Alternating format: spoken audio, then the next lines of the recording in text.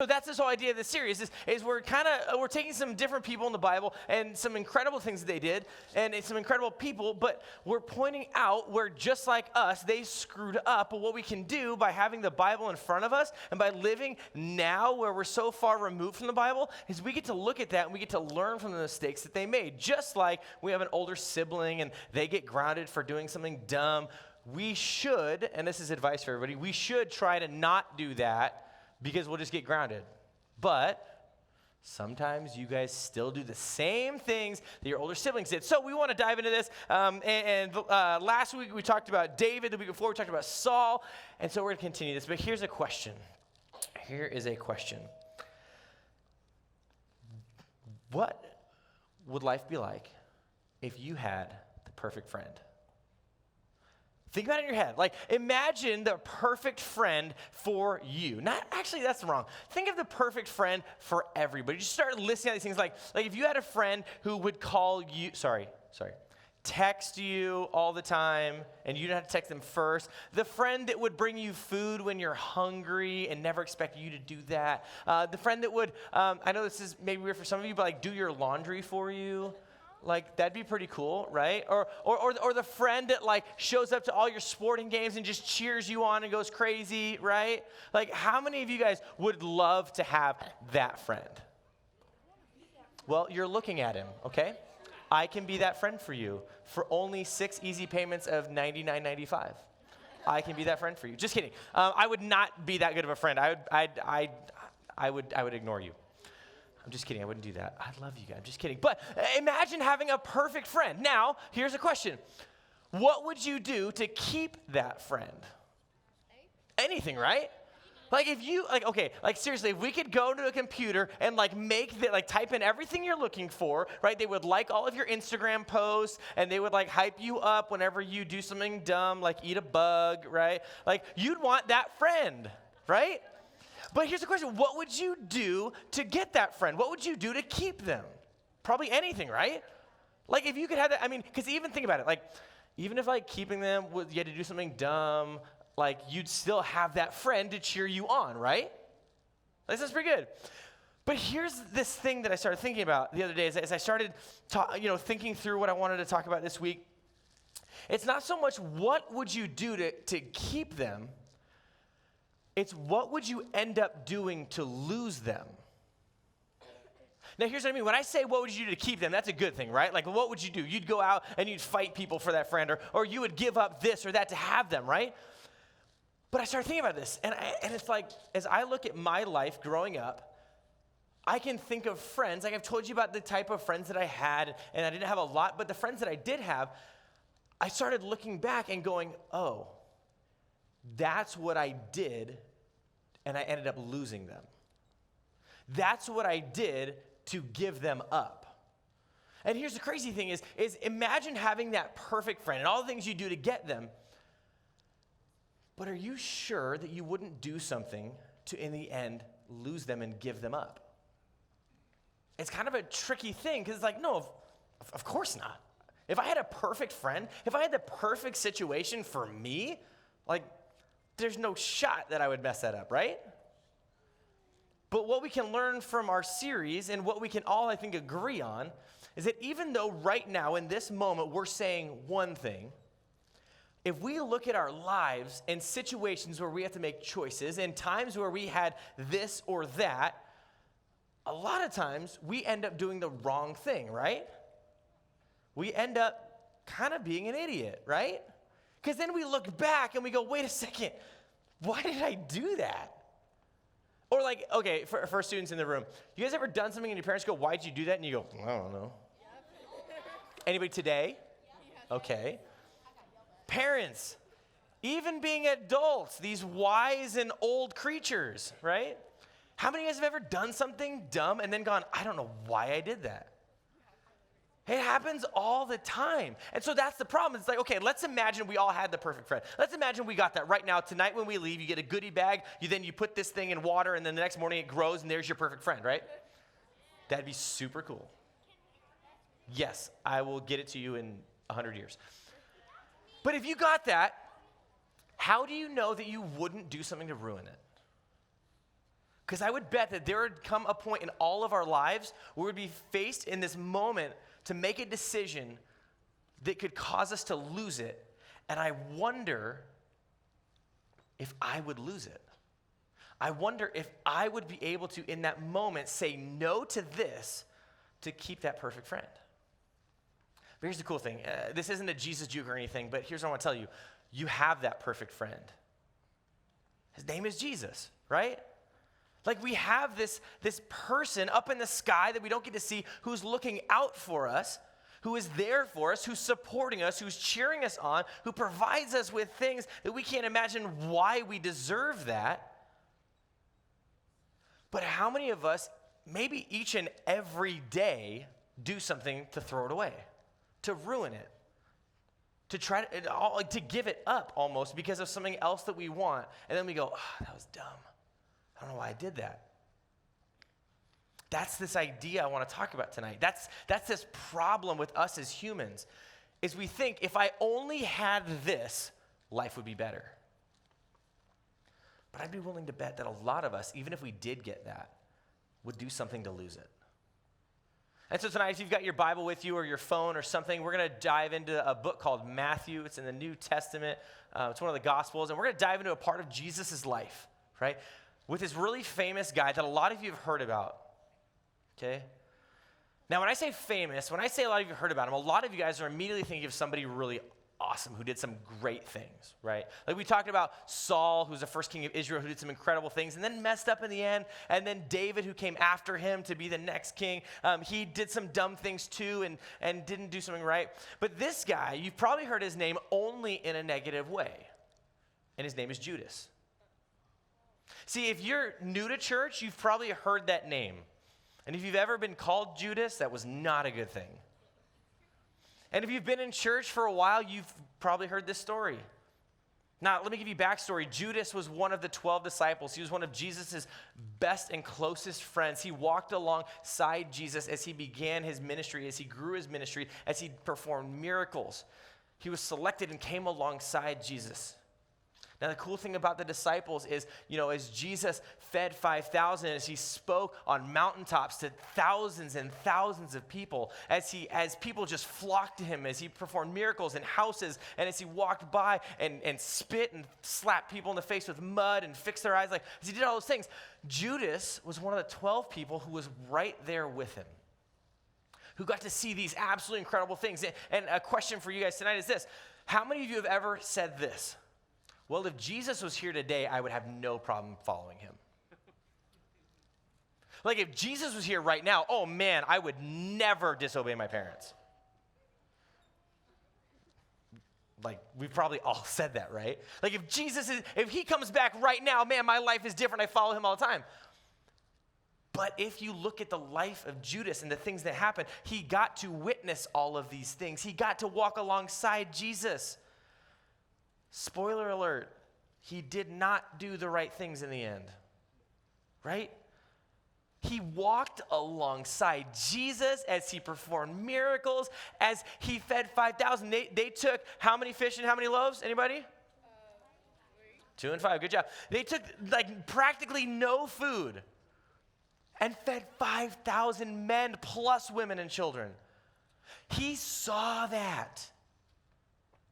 He saw these incredible things that none of us can explain, and some of us even doubt and say there's no shot that happened. That's made up.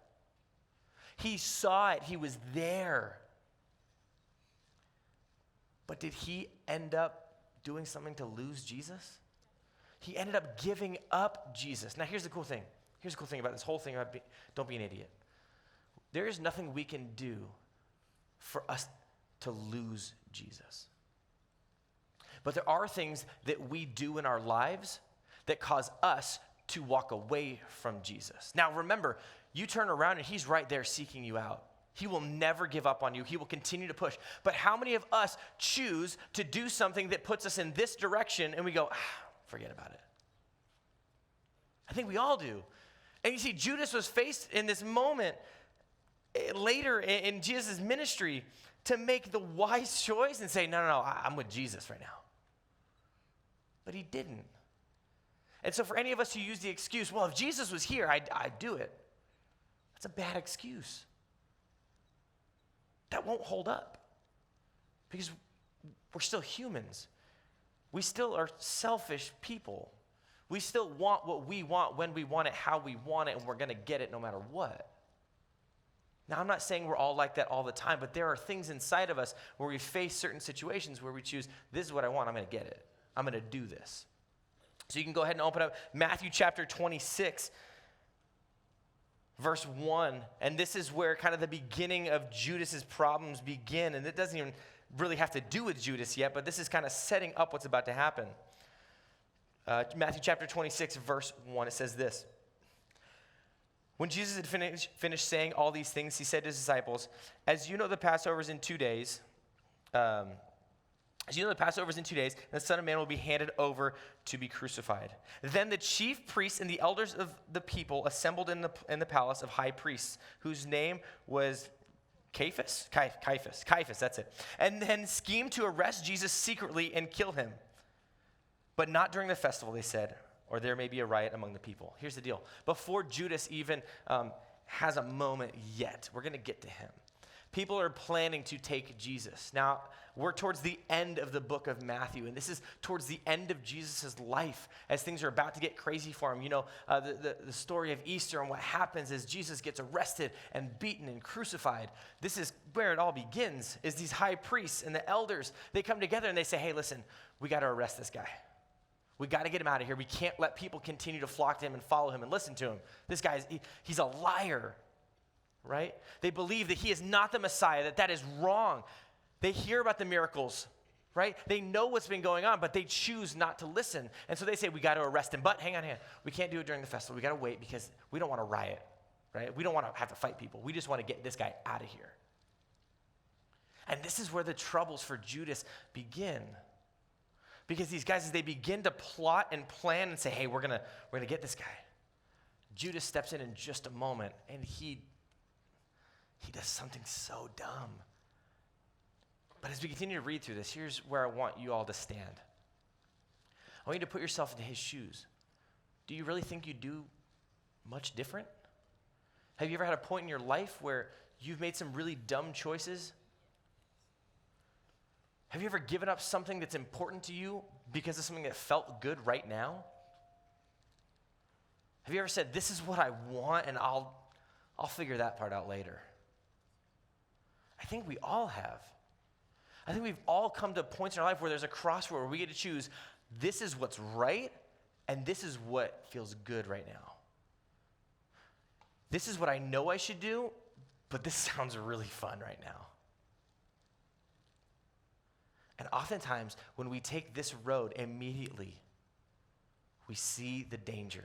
Immediately we see what we've done, but so many of us feel like I've gone too far. I can't go back now. So you can jump ahead to verse 14. Then one of the 12, the one called Judas Iscariot, went to the chief priests. Pause right there. You notice that it didn't say the chief priests came to Judas. Judas went, right? That's a verb. That means he did something. He went to the priests. He went to the elders. That's so important for you not to miss that. You see, so many of us, when we have these temptations, we go, oh, well, it just kind of like showed up and I don't know how it happened. But in reality, I think a lot of times we seek it out. We go for what we want. It doesn't always just fall in our lap. Sometimes it does. I'll give you that. It happens to me sometimes. Like, I get that. But I also know there's times in my life where I choose, hey, I'm going to go get this. And so Judas went to the chief priests and asked, what are you willing to give me if I deliver him over to you? Stop. They hadn't even offered anything yet. They didn't come in and say, hey, we got this great deal for you. You give us Jesus. We give you this house. We give you this money. You become royalty. What do you say? He went to them and he said, what will you give me?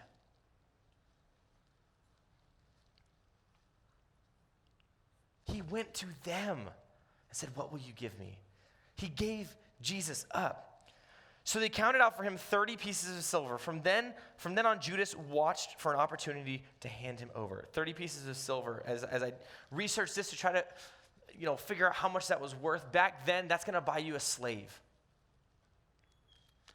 I mean, think about this. If you're about to give up your best friend, let's just say we could justify it. I'm pretty sure I'm not doing it for anything less than like a massive mansion and like $1 million. And then maybe if someone's like, okay, we'll give you a house and $1 million for Chandler, I'd be like, okay, sure, right? Just kidding, it'd be way less than that.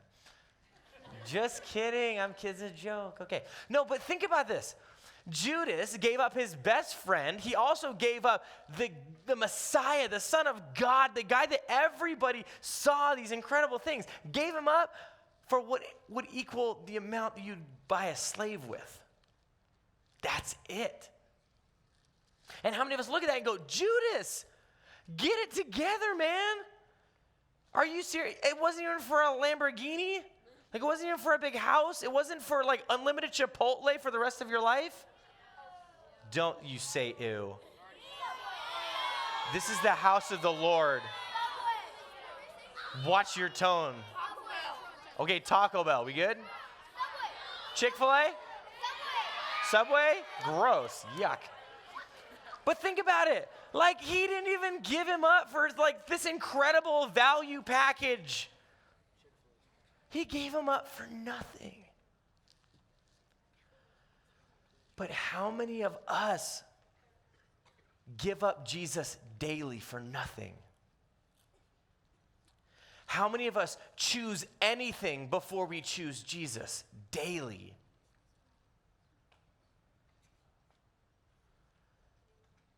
I don't want you guys to not understand the grasp the situation, the weight of this.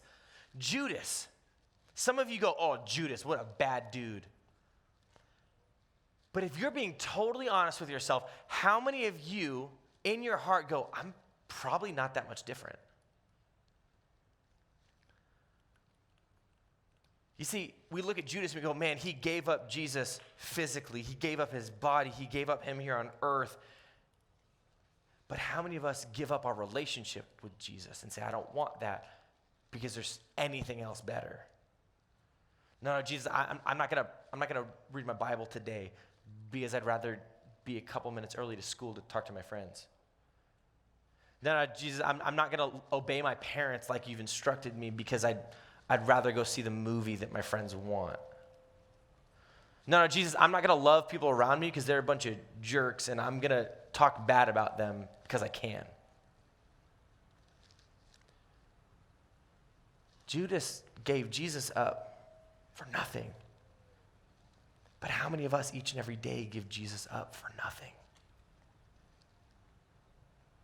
See, we look at Judas and we go, man, let's put a name to that terrible thing that happened, to the guy that gave him up and then essentially put him on the cross. But by giving Jesus up daily, don't we just put him back on that cross? By choosing anything else over Jesus, by picking something stupid over Jesus, by picking something so small and insignificant, it's here for a moment and gone the next. Isn't that the same as what Judas did?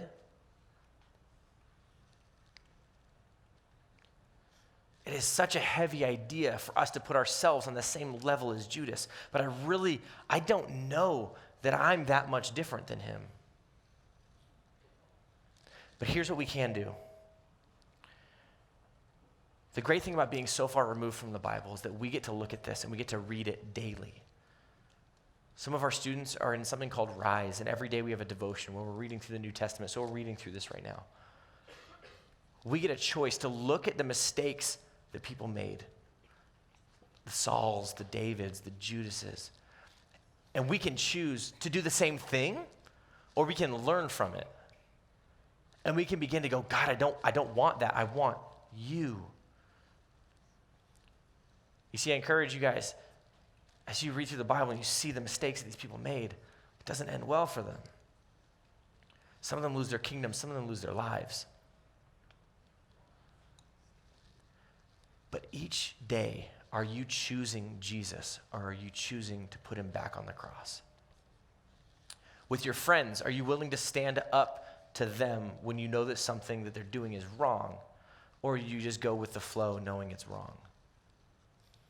I know it's difficult. Man, junior high, you guys are in one of the hardest points in your entire life. One of the number one things I hate hearing is, oh, they're just in junior high. They're fine. It's not true. Man, you guys are in one of the most difficult, crazy, just times of your life. I'll back you up on that every day. But that doesn't make it an excuse to give up Jesus. Just because life is hard isn't an excuse.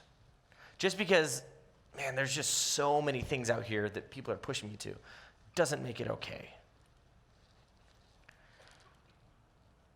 So my last thought is this. So how do we keep ourselves from living the same way that Judas did?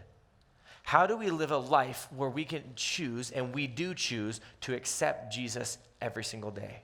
Here's these 3 ideas I had. 1, we have to keep our eyes focused on what matters most, and that is Jesus. Each and every day, I encourage you, start your day in prayer, start your day reading the Bible. Do something to push yourself towards Jesus. Because just like with sports, you've got to push yourself. Just like with school, you got to push yourself. You have to make it a priority or it doesn't happen. So we have to keep our eyes focused. So put something in your life that will help you focus and move towards Jesus. Second one is this. We have to surround ourselves with the right people who are moving towards the same thing. Some of you, as I talked, have thought about the friends you have in your life who are terrible examples for you. Some of you are the friend in people's lives who are a terrible example for them. Now, what I'm not saying is give up on people. What I'm not saying is people should give up on you. But what I'm saying is surround yourself with your Elevate family. Surround yourself at school with people who believe the same things as you and grow towards Jesus together. And number 3 is this. We have to make the choice to keep ourselves out of situations where we have to choose, give up Jesus or do what we want. Temptation is real. Temptation is difficult. As humans, when there's something that we just desire inside that we want, we naturally, like magnets, just kind of keep going towards it. Even if we want to come back and go, I don't know, it's like, I'll be right back, right? So we have to choose to keep ourselves out of situations where we have to make that choice, Jesus or something else. See, I'm telling you that this is difficult. I'm telling you that everything I say up here, and I tell you guys this every week, I struggle with. Your leaders struggle with. Your parents struggle with. It is difficult. And the reason that I picked Judas for this night, for this talk, is because I think it's so easy for us to make him the villain and go, oh man,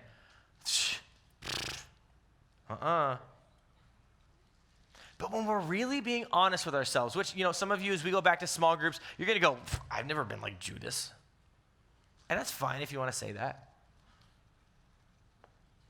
But I think deep down, maybe not every day, but at points in your life, maybe tomorrow, maybe the next day, maybe next year, you're going to come to a point where you have to make a choice. And what I want so badly for each and every one of you is to choose Jesus. Don't give him up for nothing. Don't even give him up for something. Don't even give him up for everything. Choose Jesus because that is everything. Let me pray. God, thank you so much for tonight. Thank you for being able to bring all of us together, parents and students alike, and just talk about who you are. Learn more how to love you. And in the moments where we have to make a choice to live like Judas or choose Jesus, that we would choose Jesus every time, knowing that life might sound good, that life might feel good, but it leads to regret, it leads to sadness, and it leads to loneliness. I pray that as we come up to situations where it's difficult to choose our friends or Jesus, that it would be so simple to go, Jesus, that's what I want. And by doing that, we would know that we are going to impact those friends. Maybe not now, but they would see the choice that we made and go, what is it that they have that I don't? I pray for each and every person in here that we would have the strength to make those choices. And we pray, amen.